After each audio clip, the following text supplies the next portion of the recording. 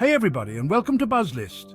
Today we're taking a trip back in time to the grooviest, funkiest, most questionable decade ever, the 1970s. Get ready to shake your groove thang and maybe scratch your head a little because we're diving into 10 strange facts about the 70s that'll make you say, what were they thinking?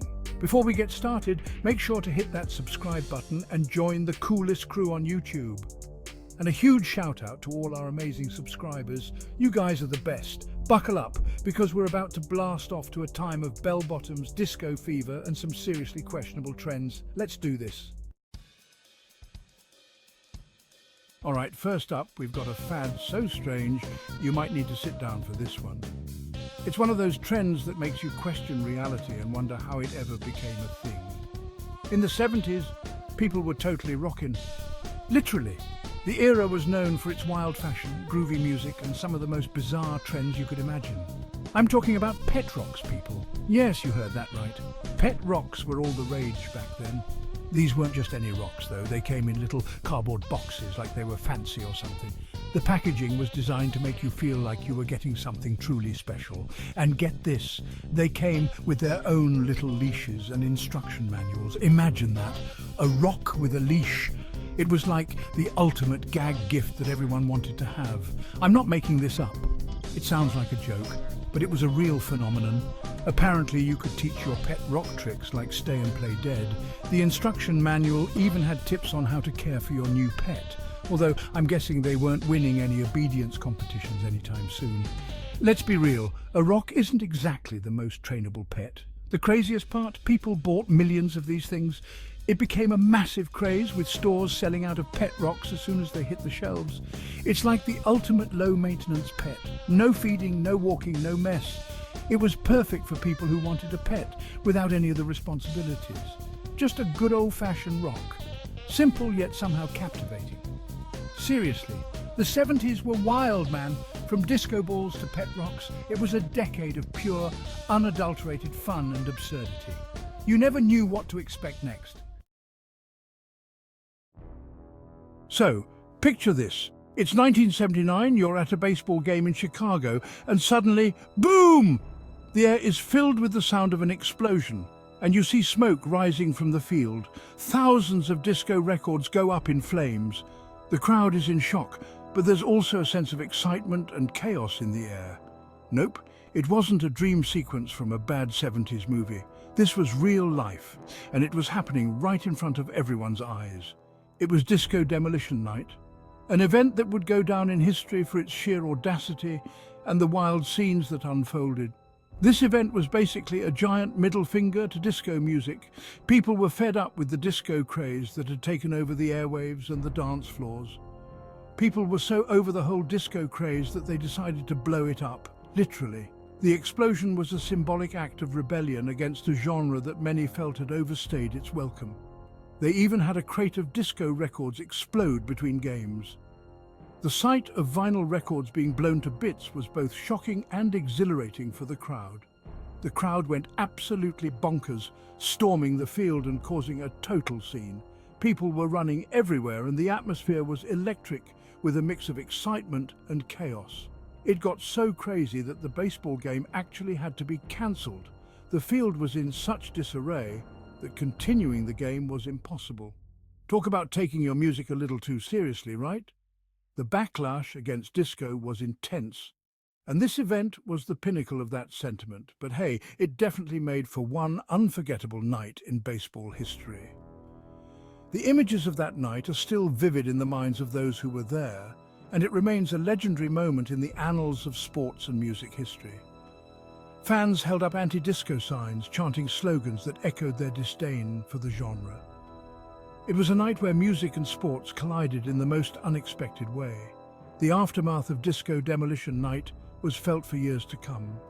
It marked the beginning of the end for the disco era, as the genre's popularity waned in the face of such vehement opposition. Interviews with attendees from that night reveal a mix of emotions, from exhilaration to disbelief.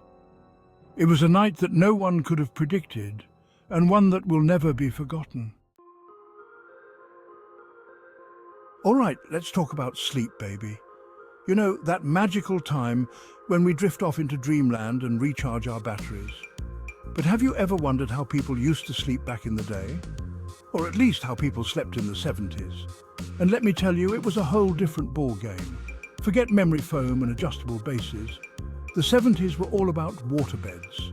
These weren't just any beds, they were the epitome of cool and luxury. Everyone wanted one. Yeah, you heard me right. People were snoozing on giant bags of water. Can you imagine? It was like having a mini ocean right in your bedroom. The gentle waves were supposed to lull you to sleep, but I bet it felt more like being on a boat sometimes. It's like sleeping on a water balloon that never pops. The idea was that it would be super comfy and contour to your body, giving you the ultimate sleep experience, but let's be real. It probably felt like you were floating on a jellyfish. I guess the idea was that it would be super comfy and contour to your body. But I can't imagine it was easy getting a good night's sleep on one of those things. One wrong move and you're soaked. And what about those midnight bathroom trips? One wrong step and you might end up with a tidal wave. Plus, think about trying to move one of those bad boys. It's like wrestling an alligator filled with water. Not to mention the maintenance. Keeping the water clean and at the right temperature was a whole job in itself. No thanks, I'll stick with my regular old mattress. At least I know it won't spring a leak in the middle of the night. But hey, to each their own. If you ever get the chance to try a waterbed, go for it. Just make sure you have a towel handy. Ever heard of a ring that can tell your mood? Well, in the 70s, mood rings were all the rage. These magical rings supposedly changed colour based on your emotions. Feeling happy? Your ring might turn blue. Feeling stressed? Get ready for some serious orange vibes. Of course, the science behind these things was about as solid as a disco ball in a mosh pit. Turns out the colour change was actually caused by your body temperature, not your emotions. So much for that. But hey, at least it was a fun way to start a conversation. Hey, your ring's green. Are you feeling nauseous? Good times, good times. Hold on to your hats, folks, because this next one's a doozy. In the 70s, there was a trend called streaking. And no, I'm not talking about winning a bunch of games in a row. I'm talking about running naked in public. That's right, people would just strip down to their birthday suits and sprint through crowded events, restaurants, you name it. It was like a weird, awkward flash mob, but with way more skin. I guess it was supposed to be funny or rebellious or something, but honestly, it just sounds kind of awkward and uncomfortable. And probably a little chilly too. Thankfully, this trend seems to have died down. For the most part, anyway. All right, gamers, this one's for you. In the 70s, video games were just starting to hit the scene, and one game ruled them all: Pong. Imagine 2 paddles and a dot, and that's pretty much it. But hey, back then it was revolutionary. People couldn't get enough of this simple yet addictive game. They were playing it in arcades, at home, even in bars. Pong basically paved the way for their massive video game industry we know and love today. So next time you're battling it out in Fortnite or Call of Duty, take a moment to thank Pong, the OG of video games.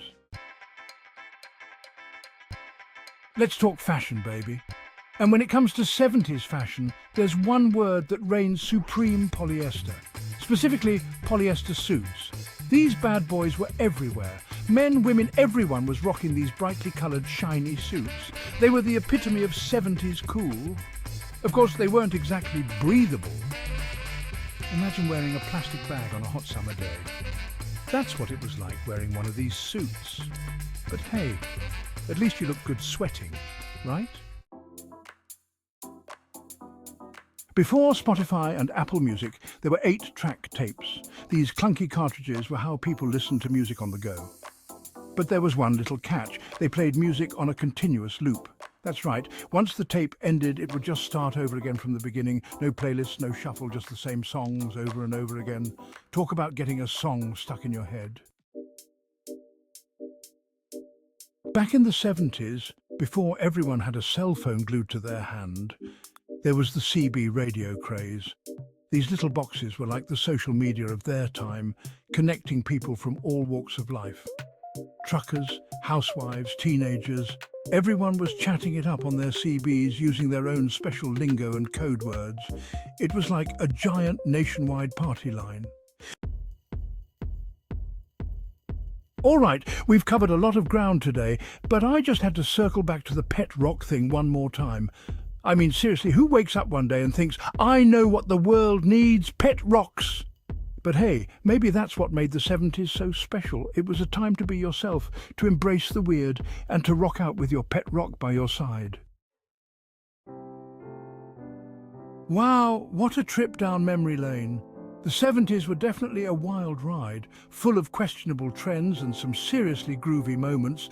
Don't forget to give this video a big thumbs up if you dug this blast from the past, and hit that subscribe button for more awesome content. Now, I want to hear from you. Did you live through the 70s? Share your own strange 70s memories or facts in the comments below. Let's keep this groovy conversation going.